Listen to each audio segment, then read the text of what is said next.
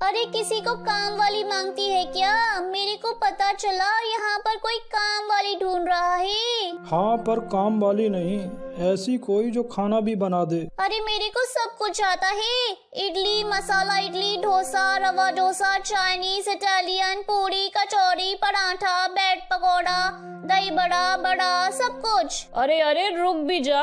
अरे खाने के मामले में कांता का हाथ पकड़ना मुश्किल ही नहीं, नामुमकिन है, नामुमकिन। अरे क्या तू हलवाई के खानदान की है क्या? अरे नहीं, खुद ही हलवाई हूँ मैं, पहले ढाबे पर जो काम करती थी। तो फिर ठीक है, आज से ही काम पर लग जाओ, बाकी मम्मी तुम्हें सब समझा देंगी। मम्मी, निकलता हूँ मैं। अच्छा ये बता, कितने पैसे लेगी तू?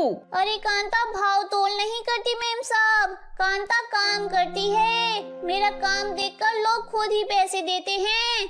वैसे छोटी मेम साहब कहाँ हैं? अरे वो बीमार है, आराम कर रही है। हाँ, यही सही मौका है, इनका फायदा उठा सकती हूँ मैं। ओहो, बहू आराम कर रही है और सास ने काम वाली रख ली। काश मेरी भी सास ऐसी होती। छोटी मालकिन बड़ी किस्मत वाली हैं। अरे अब क्या बोलूं कांता? अरे मेरी तो आंखें भर आईं। एक बात कह देती हूँ मैं, बड़ी मेम साहब तो मैं आपको ही बुलाऊंगी, वरना बहुएं तो कहती हैं हम हैं मेम साहब, हमारी सास नहीं, पैसा मेरा पति कमाता है।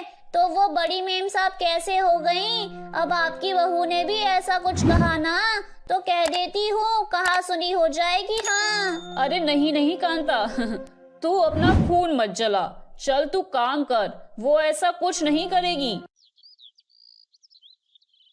जैसे ही कांता रसोई में जाती है, पूनम उसे मसाले और राशन की जगह बताने के लिए उसके पीछे पीछे चली जाती है। देख कांता, ऊपर की रैक में राशन है और नीचे के में मसाले और नमक मिर्ची सामने। अरे हाय राम, इतनी बुरी हालत में आप कोर्ट के आने की क्या जरूरत थी मेम साहब? ऐसे तो मुझे पाप लगेगा ना।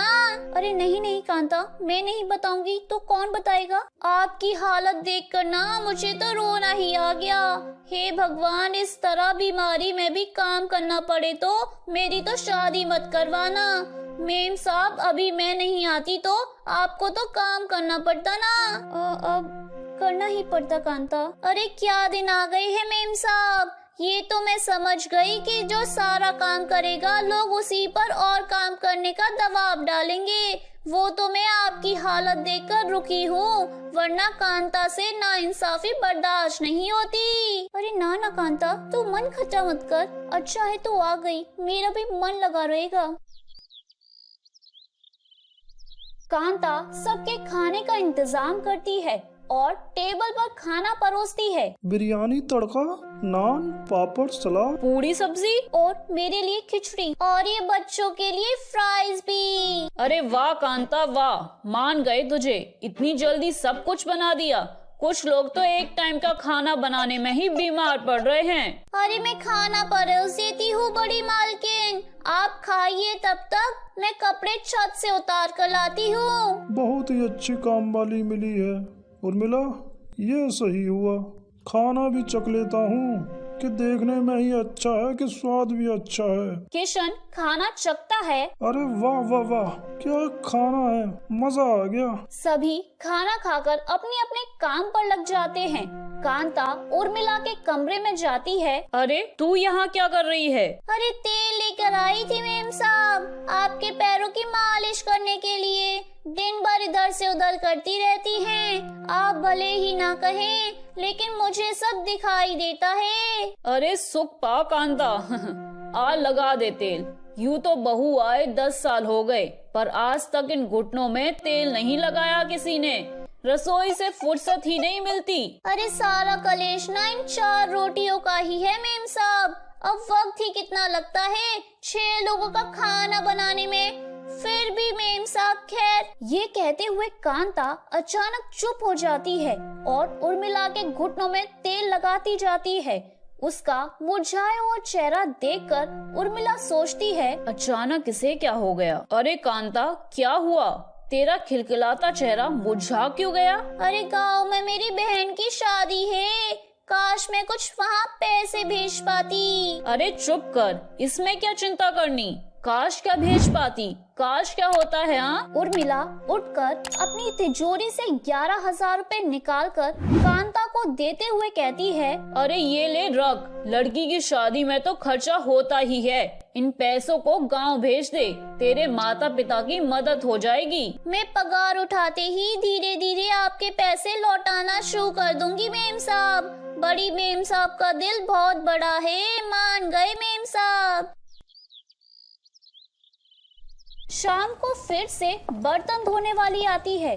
पूनम के सामने कांता कहती है, अरे कल से आने की जरूरत नहीं है, 4 बर्तन हैं, मैं ही धो लूंगी। अरे कांता, तू इससे क्यों निकाल रही है? अरे माफ करिएगा छोटी मेम साहब, आप लोग ना 2 जगह खर्च क्यों करें? अरे कांता है ना, सब देख लेगी। मानना पड़ेगा कांता तुझे, दिल ही जीत लिया तूने आज तो। अरे ये घर भी तो मेरा ही है ना मेम साहब, मैं चाहती हूँ कि आप लोग की तरक्की हो, मालिक खुश रहें, तभी तो हम लोग खुश रहेंगे ना। आप जाइए आराम कीजिए, मैं सूप बना कर लाती हूँ। कांता सूप बनाकर पूनम के कमरे में मुरझाए चेहरे के साथ आती है। अरे क्या हुआ कांता, सब ठीक तो है ना? अरे अब क्या बोलूं मेम साहब, कलेजा जलता है मेरा। आपकी सास तो दिन रात आपकी चुगली करती है। अभी कह रही थी कि सूप क्यों ले जा रही है, सब्जियां बड़ी महंगी हो गई हैं। क्या वो अपने मायके से लाई थी सब्जियां? अब बताइए, आप इंसान नहीं है क्या? अरे आप भी तो इस घर की बहू है ना।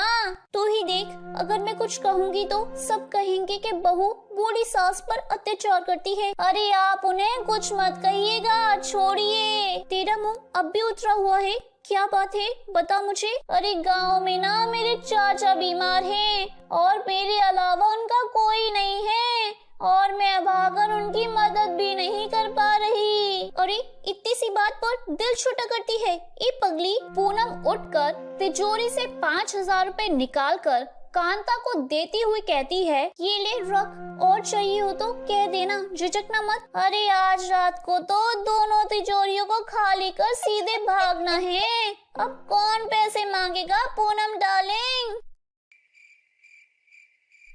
उसी रात कांता अपने मकसद को अंजाम देने उर्मिला के कमरे में जाती है और उसकी तिजोरी की चाबी उसके तकिए के नीचे से निकालने लगती है। अरे बुढ़िया, चाबी तो यही रखती है, आज कहाँ गई? तभी कमरे की लाइट ऑन हो जाती है। अरे तुझे क्या लगा, तू हमें उल्लू बना देगी?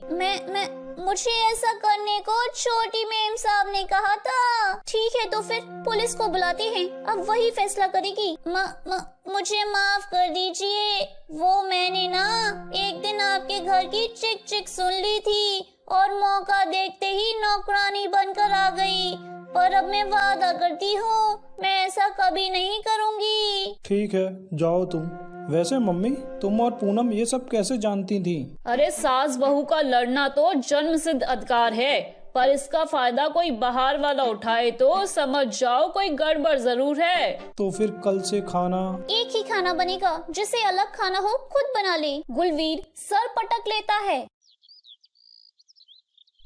तो मेरे प्यारे दोस्तों, कैसी लगी आपको मेरी ये कहानी? मुझे कमेंट करके जरूर बताएं और अपने दोस्तों के साथ शेयर करें। अगर आपने मेरे चैनल को अभी तक सब्सक्राइब नहीं किया है तो नीचे वाले बेल आइकन को दबाकर सब्सक्राइब कर लें। तो मिलती हूँ मैं आप सभी से फिर एक नई कहानी के साथ। तब तक आप अपना ध्यान रखिए। बाय बाय दोस्तों।